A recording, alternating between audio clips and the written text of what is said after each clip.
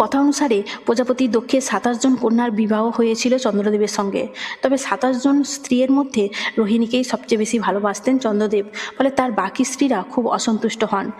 বাবার কাছে অভিযোগ করেন তারা মেয়েদের দুঃখ কষ্ট দেখে কষ্ট পান দক্ষ। তিনি চন্দ্রদেবকে ডেকে বোঝান, কিন্তু দক্ষের বোঝানো সত্ত্বেও চন্দ্রদেব তার কোনো কথাই কান দেননি।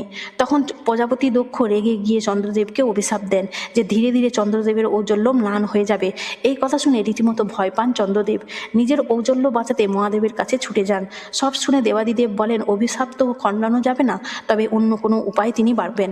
শিব স্থির করেন যে 15 দিন অর্থাৎ শুক্লপক্ষের চন্দ্রদেব ক্রমশ উজ্জ্বল হবেন এবং 15 দিন অর্থাৎ কৃষ্ণপক্ষের চন্দ্রদেব ধীরে ধীরে নিজের ঔজ্জ্বল্য হারাবেন। কিন্তু সমস্যাটা এখানেও মিটল না। কৃষ্ণপক্ষের চন্দ্রদেব ঔজ্জ্বল্য হারাবেন শুনে চন্দ্রদেব লজ্জায় ও অপমানে মহাসাগরে ডুব দেন। এদিকে চন্দ্র না উড়লে মহাবিপদ, সৃষ্টির ভারসাম্য নষ্ট হবে। তাই চন্দ্রদেব